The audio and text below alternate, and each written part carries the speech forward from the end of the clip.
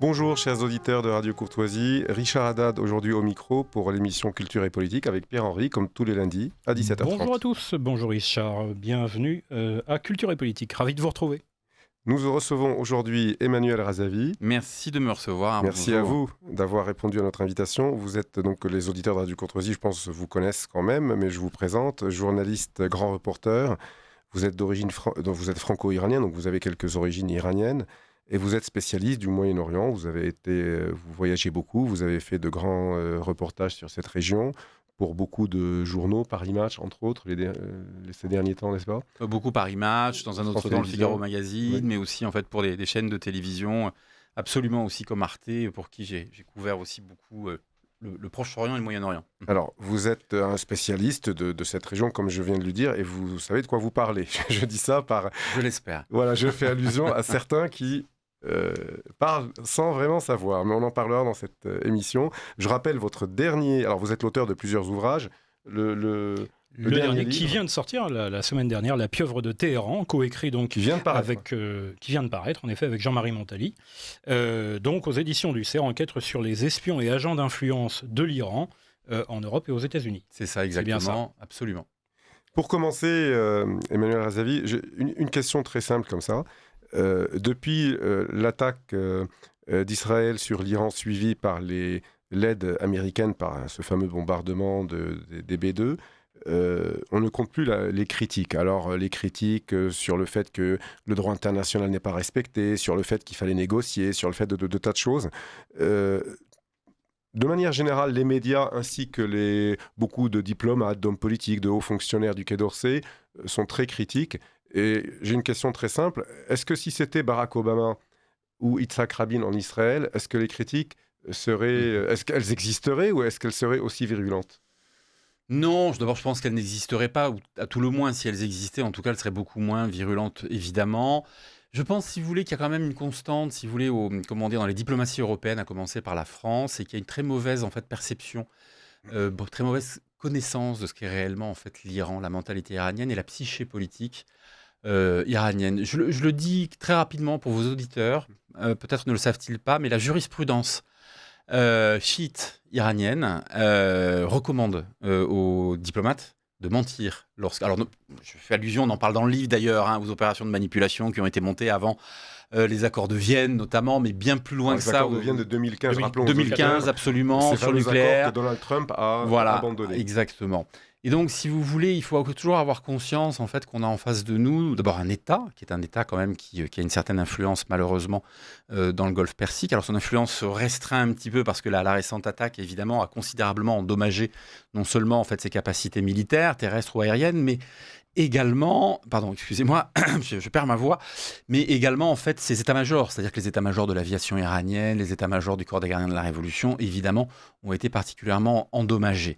Cependant, cet État, et c'est ce que nous racontons d'ailleurs, on y reviendra sans doute, c'est un État terroriste, c'est un État narco aussi, vous le savez encore mieux que moi, je pense, Richard, au Liban avec le Hezbollah, évidemment, les gardiens de la Révolution. Des filiales en Amérique du Sud, exactement, en Afrique, absolument. En Afrique noire. Et donc, il faut comprendre aujourd'hui que cet État, si vous voulez, il est quand même mal compris. Il est toujours...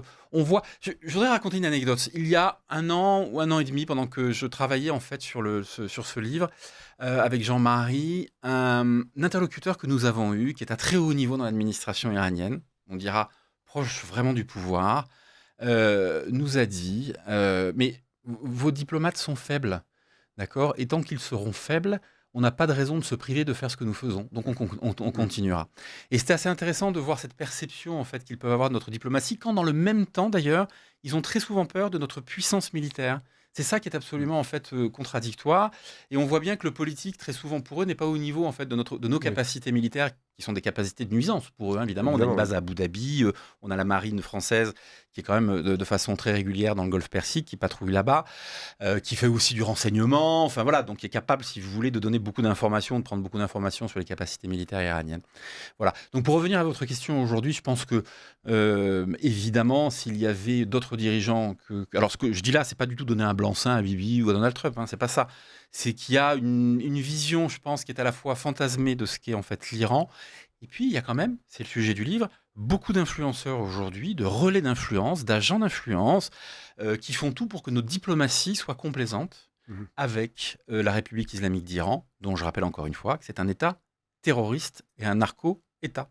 Ouais, pardon. Ce que vous avez expliqué dans votre ouvrage est que visiblement, depuis la révolution islamique de 79, l'Iran manie tantôt et parfois en même temps les actions violentes plus ou moins souterraines, avec soit directement, soit via des proxys. Ça peut être le Hezbollah, justement, ça peut être certains groupes terroristes. Et en même temps, ce qu'on pourrait appeler une espèce de soft power, c'est-à-dire un pouvoir d'influence qui vise à persuader, à convaincre ou à trouver des gens qui, parfois par intérêt, sans doute, vont relayer leur discours et leur village Potemkin, leur manière de présenter leur propre régime. Mais est-ce que ce soft power ou ce pouvoir d'influence n'est pas une manière de camoufler leur propre délitement ou leur propre faiblesse progressive ? Alors vous avez raison dans tout ce que vous avez dit. De façon très claire, plus la puissance en fait iranienne se restreint, plus les capacités, les options militaires de la République islamique d'Iran se restreignent, plus je dirais que ces dirigeants, notamment en fait son bras armé, le corps des gardiens de la révolution islamique, est hyperactif. Notamment évidemment à l'intérieur de l'Iran, si vous voulez, en termes de répression, mais également à l'extérieur. En France, à Paris, hein, je voudrais être très clair, hein, je vais mettre les pieds dans le plat tout de suite. Paris, Berlin, Washington sont des centres très importants de l'espionnage iranien, très clairement, liés au corps des gardiens de la Révolution, notamment à leur unité, Al-Quds, qui est une unité en fait chargée des opérations extérieures à l'étranger, absolument hors des frontières en fait de la République islamique d'Iran. Et c'est une unité, si vous voulez, qui est dotée de plusieurs services, de plusieurs branches, à la fois influence, guerre asymétrique, mouvement financier, il faut comprendre par là, blanchiment d'argent, notamment aux côtés de la drogue, des armes, de la prostitution, avec le Hezbollah. Je tiens quand même à le préciser, c'est quand même très important, si vous voulez. Et la force Al-Quds, elle est quand même aussi très impliquée dans l'organisation d'attentats terroristes. Et ce que vous avez dit était très intéressant. Et je vous en remercie parce que vous mettez en parallèle, ce qu'on raconte d'ailleurs dans le livre, à la fois les opérations d'influence et les opérations, si vous voulez, terroristes. Il faut savoir que c'est la même organisation au sein de l'État iranien qui fait les deux, qui est chargée de l'influence, donc la force Al-Quds des gardiens de la Révolution, et qui est capable de dépêcher quelqu'un à Paris ou à Washington pour séduire un chercheur, pour séduire un étudiant, voilà, et en même temps d'organiser avec des cellules qui sont parfois des cellules dormantes, Richard le sait, liées au Hezbollah libanais, notamment en fait en France, clairement, dans d'autres pays aussi, pour préparer des attentats. Parce que il y a le Hezbollah libanais, donc peuplé de chiites libanais, une grande partie de ces populations sont très implantées en Afrique francophone.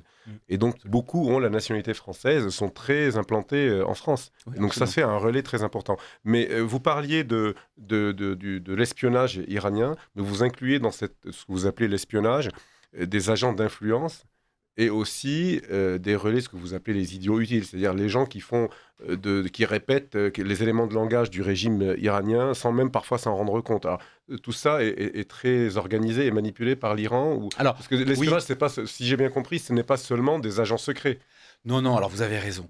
Je vais vous raconter une histoire dont on parle dans le livre. Je vais vous la raconter de façon un peu plus anecdotique et un peu moins détaillée que ce que l'on a fait dans le livre. Mais il faut comprendre que dans un premier temps, ce sont les services secrets iraniens, les services du ministère, si vous voulez, du renseignement iranien, qui ont investi en fait à la fois sur les agents d'influence en dehors de leurs frontières, en dehors des frontières de l'Iran évidemment, et sur les réseaux d'espionnage. Et puis, grosso modo, depuis les années 80 jusqu'à l'époque 2015-2016. Depuis, ce sont les gardiens de la Révolution en fait, qui ont pris le relais à travers les réseaux d'ambassades de la République islamique d'Iran. Je rappelle une chose, c'est que, on y reviendra peut-être tout à l'heure, quand l'ayatollah Khomeini prend le pouvoir en Iran en 1979, il met la main sur un réseau d'ambassades absolument incroyable. Il y a, je crois, 102 ambassades iraniennes à travers le monde. Il y a des représentations, en fait, des délégations consulaires. Vous avez des représentations auprès en fait, des Nations Unies. Enfin, c'est une mine en termes d'influence. Et très rapidement, en fait, il va mandater le ministère du Renseignement pour lancer des opérations. Je reviendrai sur une d'entre elles qui a commencé en 1984. Et si vous voulez, depuis ces dernières années, ce sont les gardiens de la Révolution. Il faut bien comprendre, pour vos auditeurs qui peut-être s'intéressent à l'Iran, que les gardiens de la Révolution, depuis les années 80, ont assassiné des centaines de personnes à l'extérieur de l'Iran, notamment, merci Richard, notamment à Paris. D'accord, dans les grandes capitales européennes. Ça a été Paris, évidemment, mais ça a été en Autriche, ça a été en fait en Allemagne aussi. Donc à la fois des opposants iraniens et Alors bien sûr. ennemis de puissances étrangères. Non mais alors vous Ah, avez les absolument deux. raison, il y a eu à la fois des opposants iraniens et puis il y a eu des innocents parce qu'ils ont commandité parfois aussi des attentats, sous-traité des attentats, si je puis dire, qui ont fait des victimes innocentes. Là, sachant que les opposants étaient innocents quand même, ils n'étaient coupables que d'être des opposants. Ce que je veux dire par là, c'est que ces gens qui peuvent approcher parfois nos universitaires, nos diplomates, avec une... Alors moi je suis d'origine iranienne, vous l'avez rappelé là tout à l'heure, j'ai grandi dans deux cultures. J'ai grandi dans la culture française et dans la culture iranienne aussi. Et on sait à quel point cette culture iranienne peut être très séduisante et sincèrement très séduisante, évidemment. Mais c'est vrai aussi pour les espions. Comprenez-vous? Et donc, lorsqu'ils approchent des gens, en fait, pour, comment dire, alors soit les enrôler, soit essayer de leur soutirer, en fait, des informations, évidemment, ça se passe de façon toujours extrêmement douce, alors que parallèlement, il peut y avoir donc des opérations terroristes qui sont planifiées. Ce qui est très important à redire également, il y a beaucoup de choses importantes dans ce qu'on raconte, c'est que toutes ces opérations d'influence lancées par les services secrets iraniens dans un premier temps, puis par la force Al-Quds des gardiens de la Révolution, elles se font. Le terrorisme se fait toujours en parallèle de l'influence. En ce moment, on sait qu'il y a une énorme opération d'influence qui a été lancée depuis le début de la guerre. Enfin, ça a même commencé avant, d'ailleurs, quelques semaines avant la guerre dite des 12 jours. Et en général, c'est jamais bon signe. Parce qu'on sait que derrière... Quels en sont les canaux de cette opération d'influence? Alors, c'est très simple. L'un des principaux canaux, ce sont les ambassades. Le réseau d'influence passe d'abord par les ambassades. Au sein des ambassades, vous avez des gens du renseignement iraniens, du renseignement des gardiens de la Révolution, qui font de véritables castings, c'est-à-dire qu'ils vont essayer de repérer dans des émissions de télévision, de radio qu'ils regardent, qu'ils écoutent, les gens qui ont un discours qui est plutôt favorable aux proxys, notamment palestiniens, libanais pour le Hezbollah, comment dire, des proxys des gardiens de la Révolution. Et donc ces gens-là, si vous voulez, ils vont en sélectionner, ils font des sélections et ils commencent à les approcher. En général, la dernière de leur sélection compte 3 ou 4 personnes, ils vont en garder une sur ces 3 ou 4, donc vous voyez, c'est quand même assez précis. Et ça peut être en général une personne qui va être donc dans le champ universitaire. Ils ont énormément investi depuis les années 80 sur les universités, alors en France, voilà, mais aux États-Unis aussi, hein, c'est vrai. On connaît un peu la réponse, nous, mais pour les auditeurs, pourquoi les universités? Alors pourquoi les universités? D'abord parce qu'ils vont chercher au sein des associations d'extrême gauche plutôt révolutionnaires des gens en fait qui ont une sympathie pour la cause en fait palestinienne. Quand je dis sympathie pour la cause palestinienne, c'est notamment pour des proxys, des organisations comme le FPLP marxiste qui sont quand même sur la liste. L'antisémitisme, Aussi, vous allez- l'anti-judaïsme, appelons ça, parce qu'il y a 36 000 façons de... L'antisionisme, Oui, mais en réalité, voilà. c'est de l'antisémitisme. Bon, et l'anti-américanisme primaire est un terreau, non? Pour eux, C'est ils doivent trouver Voilà. facile. Là, ils rentrent comme du beurre. Vous avez absolument raison. Parce que c'est ça qui crée... En fait, l'anti-américanisme et l'antisémitisme est tellement puissant comme pensée que tous les ennemis de mon ennemi sont mes amis, quoi, en gros. Vous ne croyez pas si bien dire. Je reviendrai sur la création en fait, de la convergence entre l'islamisme iranien et l'extrême gauche, parce que c'était vraiment ça, en fait, ce que vous venez d'expliquer. Mais si vous voulez, en fait, lorsqu'ils approchent ces associations étudiantes, ils vont les prendre plutôt à l'extrême gauche, plutôt dans des mouvements ou dans des mouvances en fait, qui sont très alors qui se disent anti-impérialistes. Il faut comprendre que derrière le mot impérialisme, c'est l'Occident en fait, qui est ciblé, notamment évidemment les États-Unis, Israël. Vous avez un deuxième point qui est l'anticolonialisme. D'accord, qui est très important. Et puis l'antisionisme, et je rejoins Richard sur ce point-là, c'est que l'antisionisme, en fait, est un cache-sexe de l'antisémitisme, de façon très claire. Et donc, si vous voulez, il joue, en fait, sur cette convergence entre des mouvements révolutionnaires. Il ne faut jamais oublier que l'islamisme iranien, c'est un islamisme révolutionnaire. La République islamique d'Iran, en 79, elle a émergé à la suite d'une révolution. Et elle a été soutenue par plein de révolutionnaires en Occident. De gauche et d'extrême De gauche, gauche et d'extrême gauche, notamment. on pense Michel Foucault, entre autres. J'allais le dire, Pas c'est que. les philosophes Michel Foucault et Jean-Paul Sartre. C'est important de le souligner pour vos auditeurs, c'est que Michel Foucault, à l'époque, il parle de l'ayatollah Khomeini, qui a fait quand même des dizaines de milliers de morts, qui a persécuté le peuple iranien. Michel Foucault, il parle de Khomeini comme d'un saint dans un de ses articles. Jean-Paul Sartre, en 78, je le rappelle, il fait partie de l'association de soutien à l'ayatollah Khomeini. Encore une fois, Jean-Paul Sartre, l'auteur des Mains sales au passage. On se demande qui a les mains sales. Voilà. Donc, Pardon, non, allez-y, terminez, on fait une pause pour le bruit. Donc voilà, donc ce que je veux dire par là, c'est que si vous voulez, ce continuum des rapports entre l'islamisme iranien et comment dire, les mouvances d'extrême gauche révolutionnaire, il est aujourd'hui extrêmement solide. Et on le retrouve donc en 2025, évidemment, dans des grandes écoles, des universités. L'ambassadeur de la République islamique d'Iran à Paris a reçu, peut-être l'avez-vous vu il y a quelques semaines, des étudiants de 12 universités et grandes écoles de la région parisienne. Comprenez-vous? Évidemment, c'est pour leur faire la promotion de l'Iran. Ils se gardent bien de leur dire que les femmes qui sont arrêtées en Iran parce qu'elles refusent de porter le voile sont violées de façon systématique, exactement, dans les prisons, la torture est institutionnalisée. Voilà. Il y a un vrai questionnement à se poser sur d'ailleurs les directeurs ou les présidents de ces universités qui laissent des étudiants, des associations étudiantes entre les mains de gens qui sont des gens dangereux. Une pause pour le bobino et on continue, c'est très intéressant. Vous appréciez cette émission? Alors aidez Radio Courtoisie à en produire d'autres. Rendez-vous sur soutenir.radiocourtoisie.fr. Merci d'avance. Nous reprenons donc notre sujet sur l'influence de l'Iran, du régime islamiste iranien sur nos élites, qu'elles soient universitaires, journalistiques. Et moi, j'ai une question à vous poser sur les hauts fonctionnaires, notamment du Quai d'Orsay, parce que j'ai remarqué depuis un certain temps que beaucoup d'anciens ministres des Affaires étrangères, d'anciens ambassadeurs, et pas des moindres, font le jeu de l'Iran. Alors consciemment, inconsciemment, je n'en sais rien. Quel est le degré de pénétration, d'influence de l'Iran sur ces gens-là? Alors je rappelle, comme ça je fais une petite parenthèse, qu'il est de notoriété publique que le Quai d'Orsay, je reviens sur mon sujet, l'antisémitisme, l'anti-américanisme, je ne vais pas dire que le Quai d'Orsay est antisémite, mais il a une tradition on parle de la politique pro-arabe du Quai d'Orsay et de son antipathie pour l'État d'Israël et pour les États-Unis, bien évidemment. Donc, est-ce que c'est à cause de ça que la pénétration est plus facile, l'influence est plus facile? En fait, l'outil qu'utilisent, si vous voulez, les services secrets iraniens, c'est la cause palestinienne pour pénétrer tous les univers qu'ils veulent approcher, à commencer d'ailleurs par les univers universitaires, mais aussi diplomatiques. Il y a un vrai continuum pour les services secrets iraniens entre en général, quand ils recrutent dans les universités, ils vont chercher des doctorants ou des chercheurs, en tout cas, qui commencent à être confirmés, qui font des rapports, qui sont en contact avec les diplomaties en fait, européennes, qui peuvent publier des livres qu'on va pouvoir voir face à des diplomates aussi sur des plateaux de télévision, répéter les éléments de langage à l'envi de la République islamique ou de ses proxys. Cette instrumentalisation de la cause palestinienne, elle est très importante à comprendre, notamment dans un pays comme la France, qui a plutôt, comme vous l'avez rappelé, un positionnement diplomatique pro-arabe, plutôt, alors parfois, je dirais pour certains d'ailleurs, plutôt favorable d'ailleurs à des mouvances révolutionnaires comme les frères musulmans, révolutionnaires islamistes comme les frères musulmans. Il y a un cas qui est intéressant, il y a, je ne sais plus, je crois que c'est au lendemain du 7 octobre, mais vous avez une consultante du Quai d'Orsay qui s'appelle Sophie Pommier, qui a arraché, vous savez, les posters des otages israéliens aux mains du Hamas, donc qui étaient affichés dans les rues de Paris.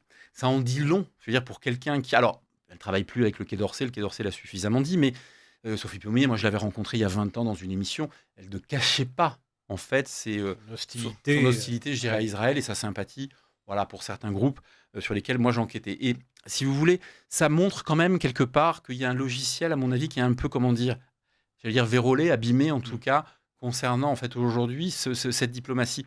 Vous comprenez que quand aujourd'hui on est favorable à des proxys palestiniens comme le FPLP, je le rappelle, Front populaire de libération de la Palestine, qui a participé au pogrom du 7 octobre 2023. Il a commis le tas d'attentats. Il a commis des attentats très longs. Centaines, voire des même milliers si personne n'en parle, en Europe et en France. Alors que tout le monde parle du Hamas et du Hezbollah, mais le FPLP, il est sorti des radars en fait, en Occident. Alors on reviendra peut-être sur la question de LFI, parce qu'il y a quand même une connexion avec le FPLP, même si elle n'est pas indirecte, elle est directe, elle se fait via Salah Hamouri, mais j'y reviendrai. Et si vous voulez, vous l'avez rappelé, le Hamas, le djihad islamique, etc., si vous voulez, cette espèce de vision selon laquelle ces organisations qui sont sur la liste des organisations terroristes seraient en fait des mouvements de résistance, je l'ai entendu moi dans une conférence donnée par un chercheur français qu'on peut comparer à la résistance française soi-disant, vous voyez, voilà, on en est quand même à ce stade-là, si vous voulez, ça imprime quand même, je pense, les cerveaux de plusieurs générations à la fois de chercheurs et d'étudiants, de diplomates, d'étudiants évidemment, et qui, lorsqu'ils ont à traiter, si vous voulez, de la République islamique d'Iran, vont prendre quand même des pincettes, considérant quand même qu'elle soutient un axe de la résistance, j'insiste sur le mot résistance, comme un axe composé d'organisations terroristes pour l'essentiel, d'une part. Ça fait partie d'un logiciel qui est devenu presque logique en termes de sémantique, et puis je pense qu'il y a effectivement une vision d'Israël qui est peut-être un peu biaisée, c'est-à-dire Israël est on aime ou on n'aime pas Israël, le sujet n'est pas là. Pour moi, le sujet, c'est juste que c'est une démocratie aujourd'hui qui vit une menace existentielle, c'est-à-dire le fait que les mollahs, depuis 1979, disent qu'ils veulent éradiquer Israël de la surface de la Terre. Et donc, je pense que ce logiciel, en fait, qu'on peut retrouver chez certains diplomates, heureusement, pas tous, c'est parfois très sincère, c'est-à-dire qu'idéologiquement, ils sont assez proches en fait Oui, c'est ça. comment dire, des idées, je dirais, diffusées par la République islamique d'Iran. Ils considèrent que c'est un acteur étatique, évidemment international. Ils Oui. n'ont pas tort, hein, c'est malheureusement un État, même si c'est un État terroriste. Qu'il est presque normal. Oui, alors l'argument. Et en fait, ils banalisent ça, Oui, exactement, banaliser, ils oui. le normalisent en fait. Oui, quelque le part, normalisme, voilà. alors ils brandissent le droit international à chaque fois, mais c'est un peu, comment dire, ils ont, vous dites qu'ils sont sincères, mais il y a un peu un deux poids, deux mesures, parce Je qu'ils suis brandissent d'accord. le droit international lorsqu'il s'agit de l'Iran, Oui. mais ils l'oublient totalement lorsqu'il Quand il s'agit s'agit d'autres d'Israël, sujets, par ou exemple. même Je vais de Très plein clair, d'autres pays. si vous m'autorisez à rebondir sur ce que vous dites, sur les viols, moi j'ai beaucoup travaillé pour Paris Match en fait sur les femmes violées en Iran, dans les prisons. J'ai recueilli beaucoup de témoignages.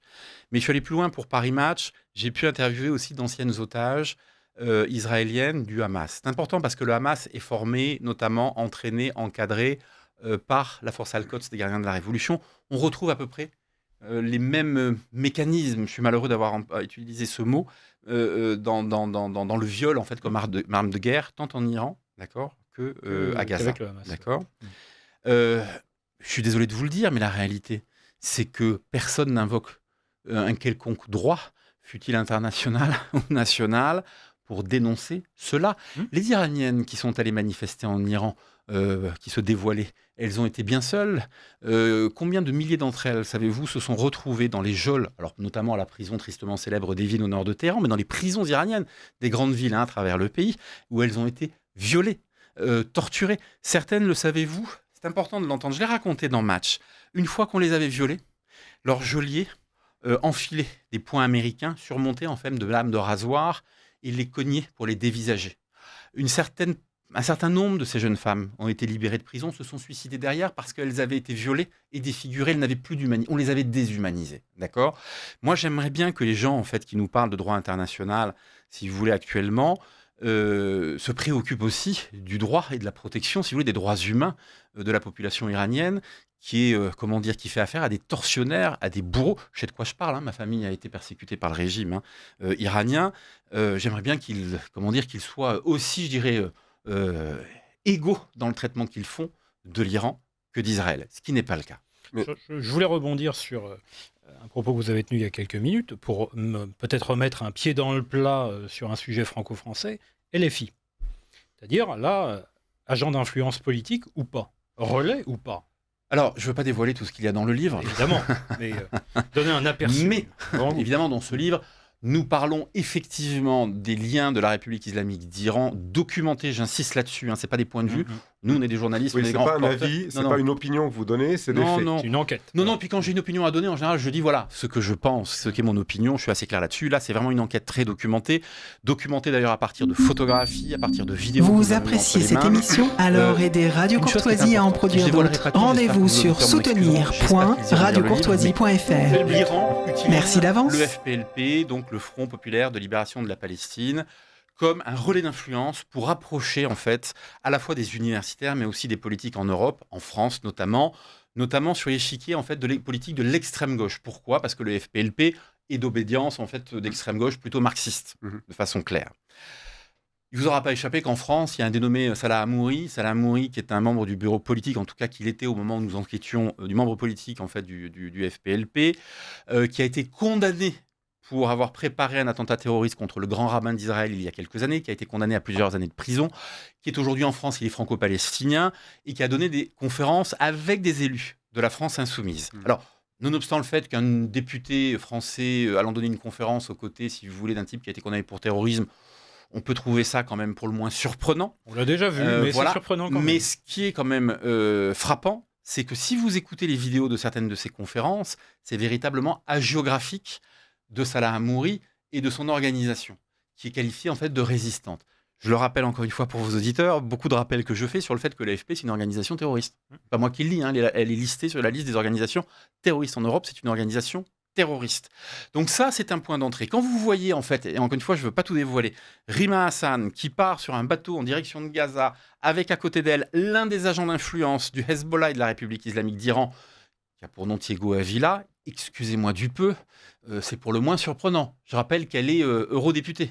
Elle n'est pas supposée aller s'occuper de ces affaires-là. Gaza, c'est pas l'Europe, mais surtout aux côtés de gens qui sont des gens dont on sait qu'ils travaillent. Thiago Avila, il était aux obsèques de Hassan Nasrallah. Le bateau qui a été affrété pour conduire Madame Rima Hassan jusqu'à Gaza, en l'occurrence, elle a été interceptée avant par la marine israélienne, mais l'un des hommes qui a affrété en fait ce bateau, qui est en charge de la coordination de cette flottille, appartient au Hamas. D'accord, et vit en Angleterre. Le Hamas, je le rappelle, est formé, financé par la force Al-Quds des gardiens de la révolution islamique. Donc, si vous voulez, ça fait quand même beaucoup de points d'entrée entre les filles et des proxys de la République islamique d'Iran. Voilà, vous lirez, j'espère que vos auditeurs liront la suite, parce que voilà, je vous donne un peu l'entrée en bouche, la mise en bouche de ce qu'on raconte. Il nous reste 1 minute. À peine. Et à peine. Et dernière question, pour mettre les points sur les i, comme on dit, vous qui êtes spécialiste de cette région et particulièrement de l'Iran. Alors évidemment, la comparaison entre l'Iran, l'Irak et la Libye est absurde, vous l'avez rappelé sur tous les plateaux. Et j'imagine que c'est volontaire pour essayer de neutraliser toute attaque contre l'Iran. Mais dernière question, négociation ou l'attaque il fallait négocier ou l'attaque était justifiée? Écoutez, je crois, alors aujourd'hui, des échanges qu'on a pu avoir, Jean-Marie et moi, avec à la fois des gens du renseignement, mais aussi en fait des experts de la question en fait nucléaire. Je voudrais le spécifier pour vos auditeurs, on a discuté aussi avec des gens du régime iranien. C'est-à-dire que quand on fait une enquête, on ne peut pas ne donner la parole qu'à un côté. Donc on est allé chercher des informations aussi côté iranien. D'une façon ou d'une autre, que ce soit dans 6 mois ou dans 6 ans, la République islamique d'Iran mettra la main, si elle continue en fait à survivre, sur le nucléaire militaire. Elle sera dotée en fait de la bombe atomique et elle bombardera Israël. Il y a aujourd'hui en fait une menace existentielle à la fois pour Israël mais pour l'ensemble des démocraties occidentales. Israël n'est que la première étape du projet. Il faut lire, on en parle. Lisez la Constitution, le préambule de la Constitution de la République islamique d'Iran qui prône l'exportation de la révolution islamique et du djihad à travers le monde. On arrive à la fin de cette émission. On va recommander à tous nos auditeurs d'aller se procurer votre ouvrage qui vient de sortir, La pieuvre de Téhéran, aux éditions du Cerf. Merci beaucoup, Emmanuel Razavi. Merci à vous, écoutez, de m'avoir reçu. J'espère le plaisir de vous recevoir à nouveau, bientôt. Avec plaisir. Merci et à très et à bientôt. la semaine prochaine. Merci à vous.